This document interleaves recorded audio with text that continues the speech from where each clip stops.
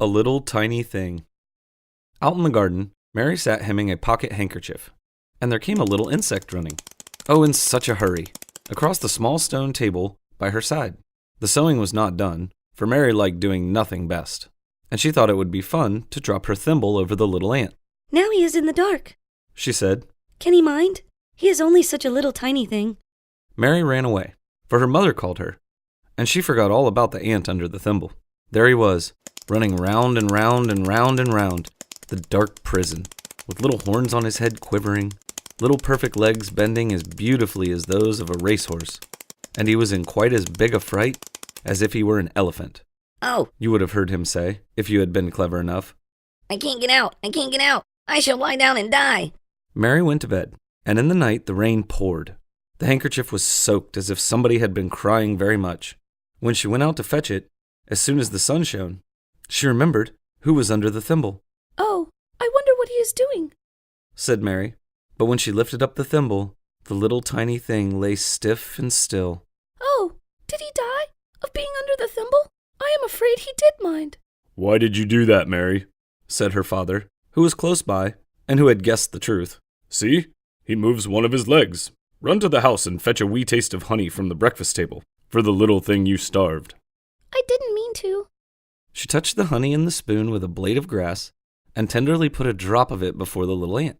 He put out his little tongue to lick up the sweet stuff. He grew well, and stood up on his pretty little jointed feet. He tried to run. "Where do you think he is going in such a hurry?" I don't know. "He wants to run home. I know where he lives. In a little round world of ants, under the apple tree." Oh, has such a little tiny thing a real home of his own? I should have thought he lived just anywhere. "Why, he would not like that at all. At home he has a fine palace, with passages and rooms more than you could count.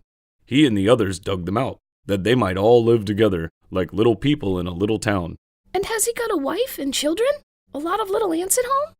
The baby ants are born as eggs. They are little helpless things, and must be carried about by their big relations. There are father ants, and mother ants, and lots of other ants who are nurses to the little ones. Nobody knows his own children. But all the grown-up ones are kind to all the babies. This is a little nurse ant. See how she hurries off? Her babies at home must have their faces washed." Oh, Father, now that is a fairy story. "Not a bit of it. Ants really do clean their young ones by licking them. On sunny days, they carry their babies out and let them lie in the sun. On cold days, they take them downstairs, away from the cold wind and the rain. The worker ants are the nurses. Though the little ones are not theirs, they love them and care for them as dearly as if they were." Why, that's just like Aunt Jenny, who lives with us and mends our things and puts baby to bed and goes out for walks with us. Just the same. Is that the reason we say Aunt Jenny? What? Who taught you to spell? But it is not a bad idea all the same. It would be a good thing if there were as many Aunt Jennies in this big round world of ours as there are in the ants' little round world. Folk who care for all, no matter whose children they are. While they were talking, the little ant crept to the edge of the table, and down the side, and was soon lost among the blades of grass. He will never find his way. Let 'em alone. The ants have paths leading from their hill. They never lose their way, but they meet with sad accidents sometimes. What do you think I saw the other day? One of these small chaps, it may have been this very one, was carrying home a scrap of something in his jaws for the youngsters at home. As he ran along, a bird dropped an ivy berry on him. Poor thing. This was worse than if a cannonball were to fall from the sky on one of us. He lay under it, not able to move. By and by, one of his brother ants, who was taking a stroll, caught sight of him under the berry. What did he do? First he tried to push the berry off his friend's body, but it was too heavy. Next, he caught hold of one of his friend's legs with his jaws, and he tugged till I thought it would come off. Then he rushed about in a frantic state, as if he were saying to himself, What shall I do? What shall I do? and then he ran off up the path. In another minute, he came hurrying back with 3 other ants. Is this true, Father? Yes, quite. The 4 ants talked together by gentle touches of their horns.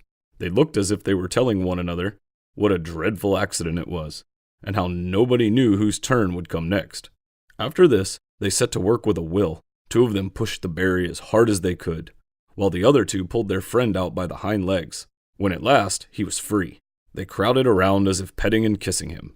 You see, these little ant folks have found that 'tis love, love, love that makes the world go round. I shouldn't wonder if that ant you tease so thoughtlessly is gone off to tell the news at home that there is a drop of honey to be had here. Oh, he couldn't, Father. Wait and see. In a little while, back came the ant with a troop of friends. He has been home and told the good news about the honey. Do you think that all children are as kind as that? No, they're not. I don't run to call all the others when I find a good place for blackberries. Then don't be unkind to the ant, who is kinder than you, though he is only a little tiny thing. Thanks for listening, everyone. If you like the stories, hit the subscribe button and you'll get a notification when the next story comes out next Friday.